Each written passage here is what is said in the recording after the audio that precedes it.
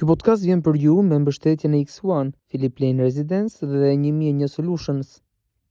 Përshëndetje, jemi në podcast, jemi në radar. Ditën e sotme do të flasim për aktualitetin politik, edhe pse seancat plenare kanë përfunduar për këtë sesion parlamentar, përsëri politika zjen, sepse kemi shumë reforma, dy prej tyre më të rëndësishme, siç është reforma territoriale dhe reforma zgjedhore, që pritet të diskutohen sërish dhe një herë tjetër me grupet e interesit me nisjen e shtatorit, e po ashtu kemi dhe zgjedhjet lokale. Sa i takon zgjedhjeve lokale, ka një përparësi le të themi nga ana e Partisë Socialiste, duke qenë se ka dalë më herë në terren dhe ka takuar elektoratin, ndërsa ka një zbrapsje të Partisë Demokratike që është pak më vonë sa i takon gjithmonë këtij aspekti. Për të diskutuar mbi këto tematika kemi të ftuar avokatin e mirënjohur zotin Gylsen Zhdima. Avokat, shumë faleminderit. Kemi dhe zgjedhjet lokale në Prag. Pse Partia Demokratike është pak më mbrapa? Do të kemi parasysh që Partia Demokratike me aq sa kemi parë në 2023 në gjithë kandidaturat i dha me vonesë dhe në rast se ne do merrim edhe me procedurën se si u përzgjodhen kandidatët për kryetar bashkie me primarët e famshme, ishte një lloj, do thosha, prove për Partinë Demokratike, po ajo dështoi për shkak se në zgjedhjet parlamentare, në primare të deputetëve ikën ata të cilët ishin të votuar dhe kishin pëlqimin e bazës dhe u vendosën disa kukulla të tjera të cilat nuk kishin fare kaluar tek baza.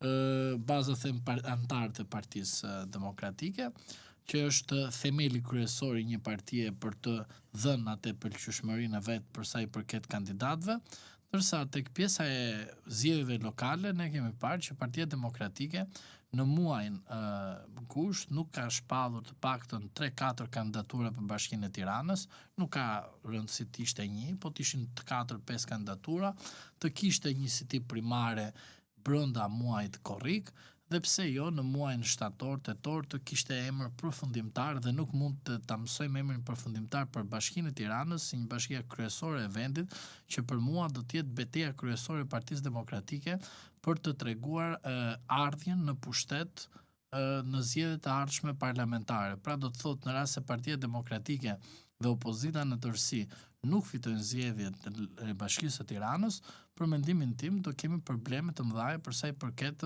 marrjes së pushtetit në 2029 ose në zgjedhjet parakohshme parlamentare. Prandaj ajo çfarë Partia Demokratike ka bërë në planin e saj strategjik është e gabuar, por sigurisht fajin do ketë bandat kriminale, do ketë fajin armiku i keq, përdorimi i fondeve publike, përdorimi ose abuzimi. Jam dakord që ndodhin këto gjëra. Kështu ka ndodhur edhe dikur kur ka qenë Partia Demokratike në pushtet ku merrshin gjithë kalamajt dhe i çoshnin nëpër mitingje. Pra, mentaliteti është i njëjtë, por ne duhet të ndryshojmë. Dhe ndryshimi nuk vjen asnjëherë nga ata të cilët e kanë provuar vetë se si kur kanë qenë në pushtet dhe si përdornin asetet publike. Gjithashtu mos harroni edhe faktin që ju e dini shumë mirë që në reformat territoriale dhe atë zgjedhore, për shembull, unë nuk pres asnjëri nga zoti Oerg Bylykbashi që nga humbja në humbje shkojmë dhe ndryshojmë kodin zgjedhor dhe përsëri Partia Socialiste është parti kryesore. Prandaj vonesat e treguara nga Partia Demokratike janë dobësi në strategjinë e mbrojtjes së interesit të Partisë Demokratike për të marrë Partia Demokratike pushtetin, sepse për mua Partia Demokratike është në pushtet. E di pse? Sepse është shumë e thjeshtë. Çdo ndryshim në kodin zgjedhor, Partia Demokratike zgjedh që të jetë një ndër partitë kryesore, pra PS dhe PD. Pra të dy bashkë normojnë ligje që të jenë partitë kryesore. Ata të cilët janë të goditur nga çdo ndryshim që bëjnë këto dy partitë kryesore janë aleatët e Partisë Socialiste që janë shkormoqur, që nuk duken ku janë si me origjinë, ndërsa disa aleat, disa të vegjël që kanë mbetur tek Partia Demokratike për shkak se sistemi zgjedhor i ka detyruar të jenë pjesë e Partisë Demokratike, po me përqindje të vogël për shkak se vetë Partia Demokratike ka bërë ndryshime që ata t'i eliminojnë totalisht nga harta politike.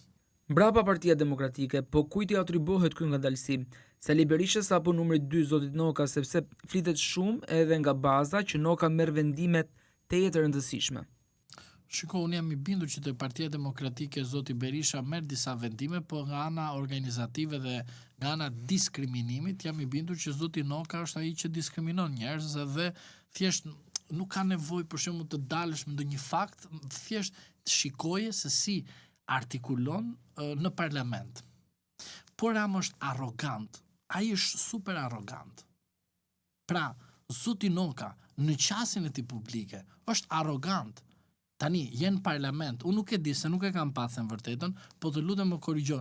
Ishte ai që ka nxjerr gishtin në parlament se nuk e kam parë. A nuk e di a është e vërtet kjo? Është e vërtetë, ë?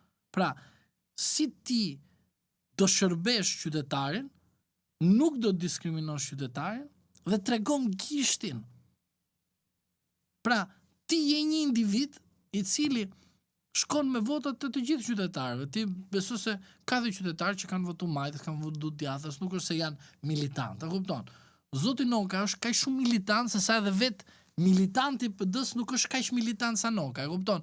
Pra, edhe vetë PD-ja si single nuk është kaq shumë militante me veten e vet, ndërsa Noka është më militant se militanti më i keq dhe më i egër i Partisë Demokratike. Pra, të qenuri deputet, të ulësh nivelin, të thuash ai tjetri është arrogant, ai tjetri është flisir, ai tjetri që ka të gjithë të këqijat, ndërsa ti nuk je askush që ti s'ke bërë asnjë gabim, çdo gjë është mirë, sepse di çfarë bën këta.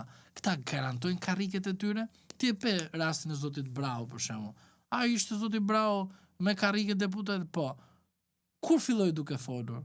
Ku iku karrikja?